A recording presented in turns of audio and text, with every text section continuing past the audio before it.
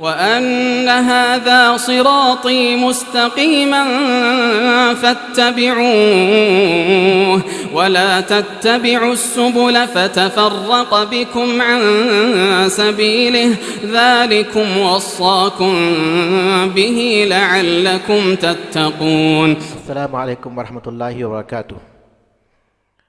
الحمد للہ رب العالمین والصلاة والسلام علی رسولہ الامین وعلی آلہ وصحبہ اجمعین ومن تبعہم بإحسان الی یوم الدین. معزز حضرات، اسٹوڈیو اسلام میں ہم آپ کو خوش آمدید کہتے ہیں. آج ہمارا موضوع ہے معتزلہ. اس سے پہلے حلقوں میں ہم نے معتزلہ کا تعارف،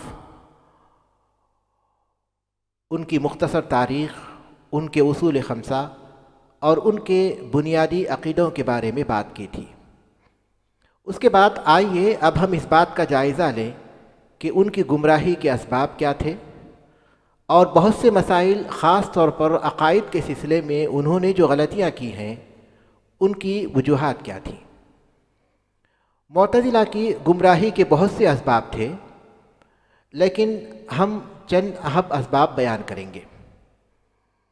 محترم بھائیوں، معتزلہ کی گمراہی کا ایک بڑا سبب یہ تھا کہ انہوں نے یونانی فلسفے سے متاثر ہو کر اسلامی عقائد پر غور و فکر کرنے اور انہیں ثابت کرنے کے لیے علم کلام کو ایجاد کیا اور اس کو بنیاد بنایا. لہٰذا ہمیں یہ جاننا ضروری ہے کہ علم کلام کیا ہے، اور اس سے پہلے یہ معلوم ہونا ضروری ہے کہ علم کلام کن حالات میں، کس پس منظر میں اور کس بیک گراؤنڈ میں ایجاد کیا گیا تھا. محترم بھائیوں، بنو امیہ کی خلافت کے آخری دنوں میں جب مسلمانوں نے بہت سے ممالک فتح کر لیے، اسلامی خلافت کا دائرہ دور دور تک پھیل گیا، تو بہت سے لوگ اسلام میں داخل ہوئے. ان میں کچھ لوگ ایسے بھی تھے جو مسلمان تو ہو گئے تھے، لیکن اپنے پرانے خیالات، رسوم و رواج، تہذیب اور کلچر سے پوری طرح الگ نہیں ہوئے تھے، بلکہ اپنے مشرکانہ خیالات اور جاہلانہ تصورات بھی اپنے ساتھ لائے تھے. اس کے بعد جب بنو عباسیہ کی خلافت کے ابتدائی دور میں، بنو امیہ کے بعد بنو عباسیہ کی خلافت ہوتی ہے، تو بنو عباسیہ کی خلافت کے ابتدائی ایام میں جب یونانی اور دیگر عجمی زبانوں کے کتابوں کے عربی زبانوں میں ترجمے کیے گئے، تو مسلمان جہاں ان قوموں کے حالات اور ان کے علوم و فنون سے واقف ہوئے، وہی مسلمانوں کا ایک طبقہ عجمی فلسفے سے بھی متاثر ہو گیا اور یونانی فلسفے کی بنیاد پر کلامی بحثیں شروع کر دیں، اور اس فلسفے کو بنیاد بنا کر اسلامی عقائد پر غور و فکر کرنے اور اسی کی بنیاد پر انہیں ثابت کرنے کی کوششوں کا سلسلہ شروع ہو گیا. اس طرح علم کلام کا ایجاد کا ذریعہ بنا. یہ حالات علم کلام کے ایجاد کا ذریعہ بنے، اور سب سے پہلے معتزلہ نے اس علم کو ایجاد کیا. یہ ہے علم کلام کے ایجاد ہونے کا پس منظر. اب سوال یہ ہے کہ علم کلام کیا ہے اور علم کلام کسے کہتے ہیں؟ کسی بھی چیز کی حقیقت کو جاننے کے لیے اس کی تعریف بہت اہمیت رکھتی ہے. اس کی تعریف کے ذریعے ہم جان سکتے ہیں کہ وہ چیز کیا ہے. علم کلام کی بہت سی تعریفیں کی گئی ہیں، لیکن یہاں ہم ایک تعریف بیان کریں گے جو ابن خلدون رحمہ اللہ نے اپنے مقدمے میں ذکر کی ہے.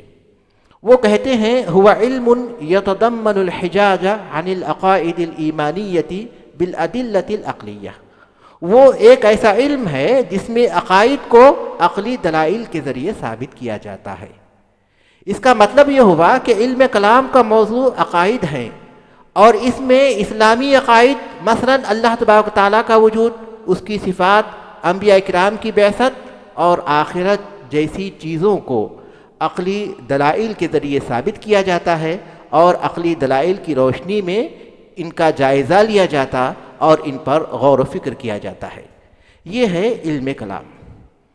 بعض لوگ کہتے ہیں کہ معتزلہ نے غیر مسلم فلسفیوں سے بحث و مباحثہ کرنے اور اسلامی عقائد کی سچائی کو ثابت کرنے کے لیے علم کلام کو ایجاد کیا۔ لہٰذا انہوں نے اسلامی عقائد کی حفاظت کی اور مسلمانوں کے اندر عقیدے کی پختگی پیدا کی۔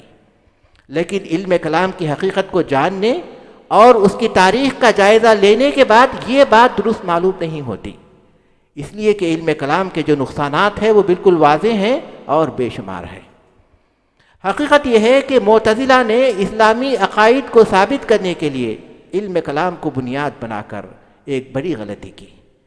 انہوں نے ایک ایسی چیز کو بنیاد بنایا جو کسی بھی طرح بنیاد بنائے جانے کے اہل نہیں تھی، قابل نہیں تھی، کیونکہ عقائد کا تعلق غیبی یعنی پوشیدہ اور چھپے ہوئے امور سے ہے، اور یہ اللہ تعالیٰ کی وحی یعنی قرآن مجید اور رسول اکرم صلی اللہ علیہ وسلم کی سنت، ان دو چیزوں کی روشنی میں ہی صحیح طور پر معلوم ہو سکتے ہیں۔ اور قرآن مجید اور احادیث میں ان عقائد کی سچائی کے بے شمار دلائل ہیں جو عقل اور دل دونوں کو مطمئن کرتے ہیں۔ اس کے علاوہ معتزلہ نے علم کلام کے اصول و ضوابط تقریباً وہی رکھے جو یونانی فلسفے کے تھے۔ اس کے بعد اسلامی عقائد کو ان کے مطابق بنانے کی کوششیں کرنے لگے، جس کے نتیجے میں اسلامی عقائد یونانی فلسفے میں تبدیل ہو کر رہ گئے، یہاں تک کہ انہوں نے اللہ تعالیٰ کی صفات کا انکار کر دیا اور بہت سارے اسلامی عقائد کی یا تو تردید کر دی یا ان کے مفہوم کو ان کے اصل مفہوم سے پھیر دیا۔ اسی طرح علم کلام کی وجہ سے معتزلہ نے عقائد کو ایک ایسا مشکل موضوع بنا دیا جسے سمجھنا عام لوگوں کے بس سے باہر تھا۔ توحید جیسے آسان اور عام فہم عقیدے کو وہ ایسے دلائل سے ثابت کرتے تھے، اللہ تعالیٰ کے وجود کو ایسے دلائل سے ثابت کرتے تھے کہ عام لوگ اسے سمجھ نہیں سکتے تھے۔ مثلا اللہ تبارک و تعالیٰ کے وجود کو وہ لوگ جن دلائل سے ثابت کرتے ہیں ان میں ایک دلیل ہے جسے وہ حدوث کی دلیل کہتے ہیں۔ اس دلیل میں وہ جوہر، اعراض، حادث اور محدث جیسے الفاظ اور اصطلاحات استعمال کرتے ہیں۔ جوہر سے مراد ان کے نزدیک جسم کا وہ آخری حصہ ہے جو تقسیم نہیں ہوتا۔ اعراض سے مراد وہ حالتیں ہیں جو جسم کو پیش آتی ہیں جیسے سکون اور حرکت وغیرہ۔ حادث سے مراد پیدا ہونے والا اور محدث سے مراد پیدا کرنے والا۔ ظاہر ہے کہ یہ وہ چیزیں ہیں جو عام آدمی کے لیے سمجھ میں نہیں آ سکتی، لیکن معتزلہ ان چیزوں کو سمجھنا اور ان پر اسی طرح ایمان لانے کو واجب قرار دیتے ہیں۔ یہ انداز قرآن مجید کے انداز کے بالکل خلاف ہے۔ قرآن مجید میں عقیدہ توحید کو اس قدر آسان اور عام فہم انداز میں پیش کیا گیا ہے کہ ایک عام آدمی بھی اسے بآسانی سمجھتا ہے، جیسا کہ سورہ ابراہیم کی یہ آیت ہے۔ اللہ تعالیٰ نے فرمایا قالت رسلہم افی اللہ شک فاطر السماوات والارض، ان کے رسولوں نے کہا کہ کیا تم اللہ کے بارے میں شک کر رہے ہو جو آسمانوں اور زمینوں کا بنانے والا ہے۔ ذرا غور کیجئے کہ فاطر السماوات والارض، آسمانوں اور زمینوں کا بنانے والا، یہ ایسے الفاظ ہیں جس کو سننے کے بعد ہر آدمی نہ صرف اس کی صداقت کی اور سچائی کی گواہی دے گا بلکہ وہ اس کا اقرار بھی کرے گا۔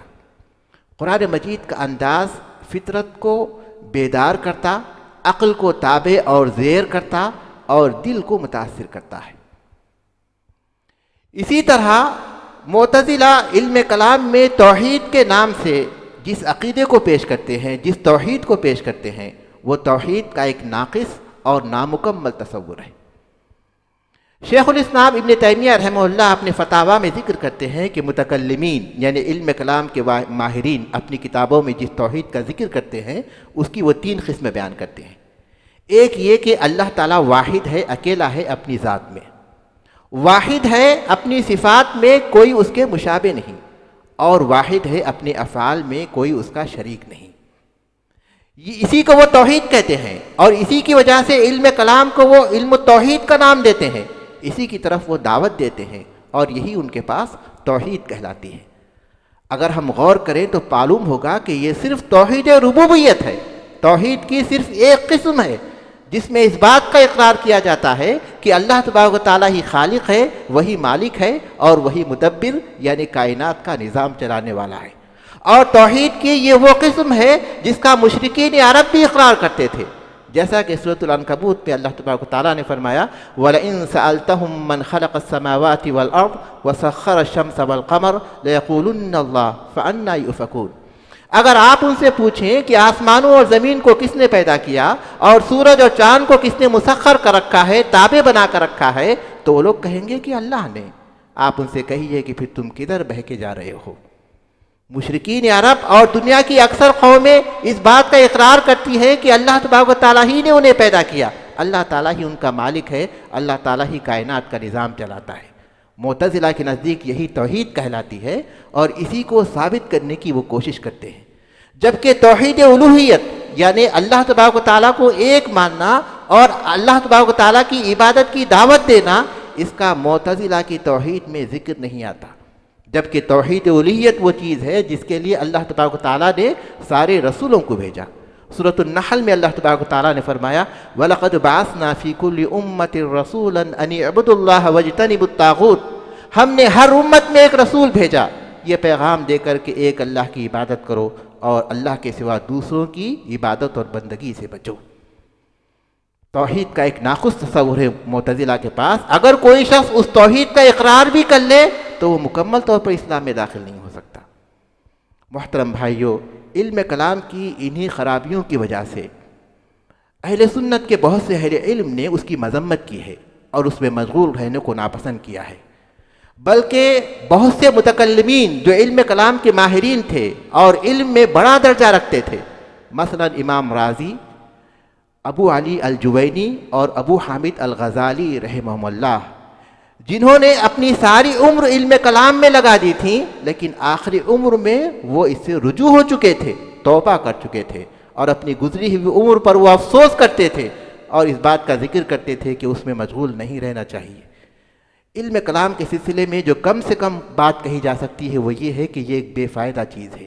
امام راضی، امام ذہبی رحمۃ اللہ علیہ کا قول بہت مشہور ہے، علم المنطق لا يحتاج الیہ الذکی ولا یستفید منہ البلید، کہ علم منطق، علم کلام ایک ایسی چیز ہے کہ عقل مند آدمی کو اس کی ضرورت نہیں اور جو نادان ہے، بیوقوف ہے، اس سے کوئی فائدہ نہیں اٹھا سکتا۔